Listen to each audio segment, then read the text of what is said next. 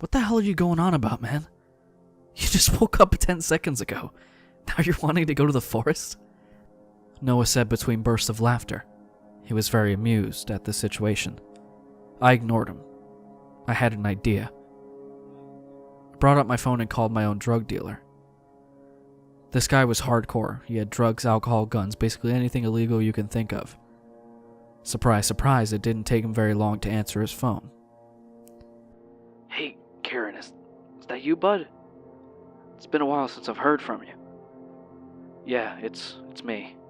Sorry about the sudden request, but I need a gun. As soon as Noah heard this, I saw his eyes widen. He started to mouth me something that looked along the lines of, "What the fuck are you doing? Are you crazy?" I put my finger to my lips to warn him to be quiet. No problems here. I can do that for you. What the fuck is going on that is so serious that makes you want to have a gun? Didn't think you were the type of guy to get in that sort of trouble.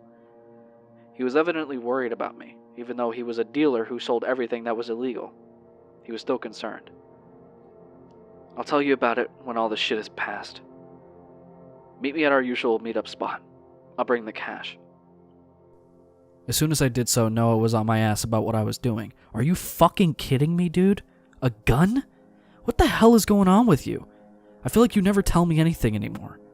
First you called me last night saying that you got in some sort of fight with your parents, now you call some random dude for a gun and apparently going on a surprise visit to the forest? Noah continued. I'm sorry, man, but if you want any chance of me helping you, I'm going to need an explanation, and I'm going to need it right now. I know, I'm sorry. Out of all the people, you deserve an explanation, but I have no idea how to tell you what the hell is happening. Because I know you'll think that I'm 100% crazy. No crazier than I already think you are, man. Noah didn't say that in a harsh way, though. He meant it as a way to comfort me. Listen, you can tell me. I ran my hand through my messy hair. Alright, fine. Do you remember a few years back when I went on about my sister who no one appeared to remember? How could I ever forget that shit? Well, I found evidence that she does exist, and I have absolutely no idea what to do right now, and I need your help, Noah. Noah looked at me like he was about to say something. Wait, before you call me insane, let me show you something. I went back to the couch and dug Zoe's teddy bear out from between the cushions. The fuck is that? Still into stuffed animals or something? He tried to joke around, but I can tell he was unsettled by my behavior. I brought it over to him and I showed Noah the same tag that I showed to my parents the night before. Care Bear? Seriously? That's the nickname you came up for yourself. Noah said, still trying to play this off as some sort of joke. No, dickhead, Care Bear is what Zoe called me before she disappeared and before everyone lost their memory of her. Please, Noah, I need you to believe me right now, more than anything, I said to him. Tears were starting to blur my vision. A look of pity flashed across Noah's face. That was when I knew that he was going to go along with what I was saying. That's just how Noah was.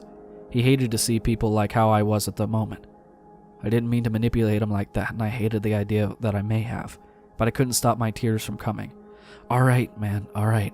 I'll help you with whatever you need to do, Noah said to me, wrapping one arm around me and patting me on the shoulder. Thank you so much, I said to him, with the tears now streaming down my face. I went to meet my dealer for the gun. We met her at our usual spot we had met at many times before. I paid him, and he handed me the pistol as planned. I heard him say something as I was walking away. I don't know what the hell is going on with you right now, but good luck with whatever it is. Noah and I made our way to the forest. I started taking the same path that I had that one night. I knew I would have no issue finding the place where I found that teddy bear. The scenery was etched into my mind by now. After a few minutes, I found the same clearing and I started to slow down. What's up now? I'm just thinking back on the dream I had last night. Zoe was heading to a house that was around here somewhere. I replied, like it was the most assuring thing that he could hear. My God, you really are crazy, Noah said under his breath, but I pretended not to hear him. I followed the path that I remember Zoe taking in the dream, Noah trailing behind me the whole time. After a few minutes, I froze in my tracks. Right in front of me was exactly what I came here to find. But seeing it still was extremely shocking. It was the house from the dream. No fucking way. Noah turned to look at me. A look of realization came across his face, and it turned into a look of excitement. Wait, is this the house you were talking about? The one from the dream? It's actually here? He asked me with an excited smile on his face. He must have loved the feeling of adventure. I couldn't do anything but nod in confirmation. I was too shocked. After another 30 seconds of me trying to take this all in, I came back to my senses. Come on. Let's go.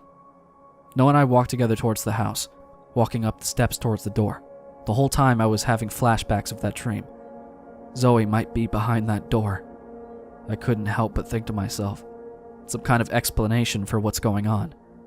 I tried to keep other possible images seeping into my mind under control. Noah and I exchanged worried glances. After a few seconds of hesitation, I banged on the door 3 times. We waited for a good 30 seconds. No answer. I banged another 30 times. 30 seconds. Still no answer. Fuck it. I swung the door open, and it was sheer luck that it was left unlocked. Noah and I quickly entered the house and closed the door behind us. I listened intently to the house, listening for any sounds that anybody might be here. I didn't hear anything.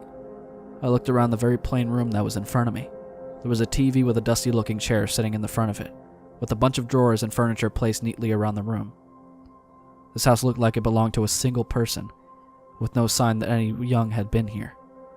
I turned to Noah, who was looking thrilled and terrified at the same time. Quick, let's take a look around. Looks like we're alone for now, but somebody definitely lives here. Noah nodded. Yes, sir. He gave me a mock salute. I laughed for the first time in a while.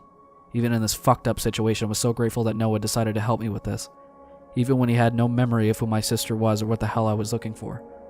Not to mention breaking into a random person's house looking for clues, which he doesn't even know what to look for. I started to look through the drawers that were in the living room. There was nothing of importance. Empty cigarette packs, old newspapers, useless fucking trash compared to what I was looking for. I saw a doorway leading downstairs to a basement. I was about to go down there when I heard a car slam from outside. Oh fuck. Noah! Noah came from my guessing what the person's kitchen, eating an apple. What? Seriously, dude? Someone's here. I need to get some answers of whoever this fucker is. Come on, quick. Noah's eyes widened and he spat out his apple. We both went to the living room again to quickly peek outside the window. And sure enough, there was a small gray car that was somehow parked close to the house. There must have been some way through the trees that I didn't notice where someone could get a car through.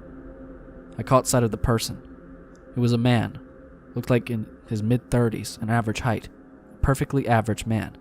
I was now firmly holding my pistol that was in my pocket out of anxiety, rubbing the grip viciously. No running away now, Kieren. This is where you're going to get your answers. After a few more seconds, I heard footsteps coming up the steps. Noah and I were both hiding right behind where the door would open when he walked in. I braced myself. The door started to slowly open. As soon as the man stepped into the house where I could see him, I bolted out of our hiding spot and rammed hard right into him.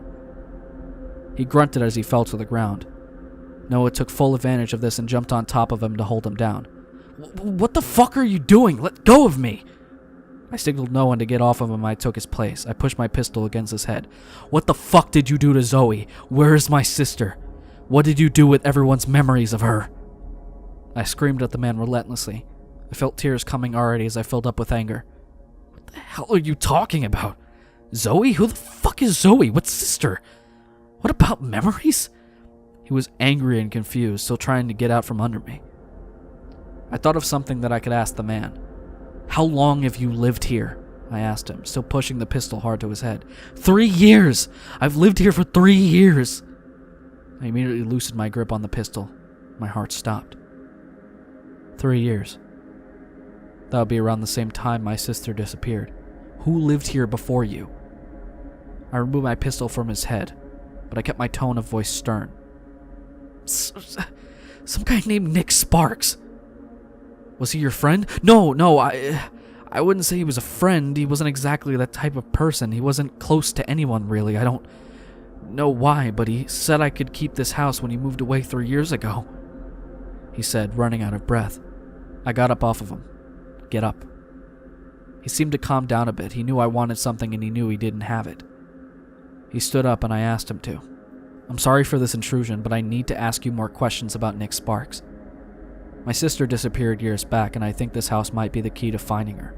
Noah was looking at me, and by his expression I knew that he knew this was no longer some sort of joke he could play off. He knew damn well that I was more than dead serious about this. He kept quiet as I asked the man questions. Why would Nick give you this house? I'm not really sure. I wasn't too well off back then when he gave me this property, so maybe he gave it to me as some sort of pity? He said he was moving in with someone, which surprised me because he never struck me as the kind of person to move in with someone. He said he didn't need this place anymore. Fury sparked with me as I imagined what that could have meant, but I had to stay calm. What did Nick do for work? Well, he worked with me at the hospital until 3 years ago when he moved. He helped deliver babies. As for what he did before he came to the hospital, I don't have the slightest idea. He was a very secretive man, and I could tell just by looking at him and walking around the place. The hospital. I made the connection right away. I'm really sorry about this, but can we take a look around? The man looked uncomfortable with this, understandably, as I just threatened his life with a gun and rambled about my lost sister he didn't even know about. The man let out a sigh. Yeah, whatever. Go for it. He went over to the chair in front of the TV and sat down heavily into it. I remembered the basement. Noah, come with me. He nodded, not saying a word. We walked both down to the basement, and as soon as we saw it, I think we were both surprised at the size of it. There was an incredible amount of stuff down here. Quickly called back up to the man. Hey, is any of this stuff yours down here? No, that's mostly Nick's old stuff. I didn't care to move it. There's too much and I never go down there anyway. Jesus, this Nick guy had a shit ton of stuff. Why did he leave so much here? I turned back to Noah, who was starting to walk around the large basement when he started to step on a small rug that was barely visible. Noah's feet gave way from underneath him. He didn't fall very far as I heard him hit the ground very shortly after. Shit, Noah, are you okay? I called to him as I rushed over the random hole that was in the basement floor. Yeah, I'm fine and dandy. But my god, what the fuck is this hole here? I helped him up. As I was doing so, I saw some cardboard boxes that were down here in the random hole. I was immediately suspicious. Hold on, I'm gonna check this out. I slid myself into the small hole and I looked at the boxes. There was a total of 3 and all of them were labeled. Patients, Pictures, and MKU. MKU? What in the fuck is that? I found myself gravitating towards the MKU box. A knot was starting to form in my throat. I had a feeling I was about to find something that would give some sort of hint to what happened to my sister. I shakily took hold of the box and flipped it over, pouring its contents out in the earthy ground in this hole. Files. A whole shit ton of files. I didn't waste any time. I started to sift through the papers, and I found one that stood out. It looked like the beginning to some sort of scientific report. It looked incomplete, but there was an official CIA stamp at the top left of the page. I took up my phone to use the light to read it easier in this very dark basement. Project MK Ultra. RE, written by Nick Sparks. Description: 21st century reboot to the abandoned MK Ultra mind control project.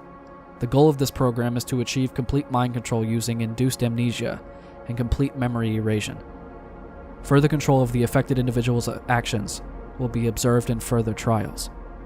Status: experimental stage. My heart sank. I've heard of MK Ultra before. That shit actually existed? I thought that bullshit was nothing but urban legend. Induced amnesia, memory erasure? I knew right then that this wasn't a coincidence. My sister showed me this house in the dream for a reason, and Nick Sparks definitely had something to do with my sister's disappearance, and why no one remembers her. I kept a hold of that paper as I continued to frantically sift through the horde of papers, looking for anything that I can relate back to Zoe. That was when, for a split second, I saw a piece of paper that looked different from all the rest. I sifted back to the other way to find it again, and there it was. It was the same sort of report as the last one, except it had no CIA stamp on it. This one looked like it was written privately by Nick Sparks. Project MK Ultra, RE Solitary Test Trial, written by Nick Sparks. Subjects: Zoe Callister. plus all known acquaintances within town. Description: unofficial test trial. I've nearly perfected the mind control solution by myself. With this, I will be starting this trial with no assistance from the Central Intelligence Agency. I'll be exposing all of the main subjects' acquaintances within town to the mind control solution. If events go as planned, all memory of the main subject will be erased. The individuals will remove every item which belonged to the subject, erasing the subject's existence from the world. Their mind will continue to reject every idea of the subject's existence until the day they die. I will be holding on to Zoe Callister for further testing. The solution will also be administered to the main subject, erasing all memory of her acquaintances. One hand covered my mouth as I tried not to vomit.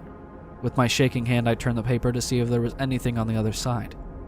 My stomach emptied itself as soon as it did. On the other side, there was a picture of Zoe, sitting on the swings like she always did when she was waiting for me to pick her up from school. My mind went blank as I read what was written below the picture. Mine. She's mine. She's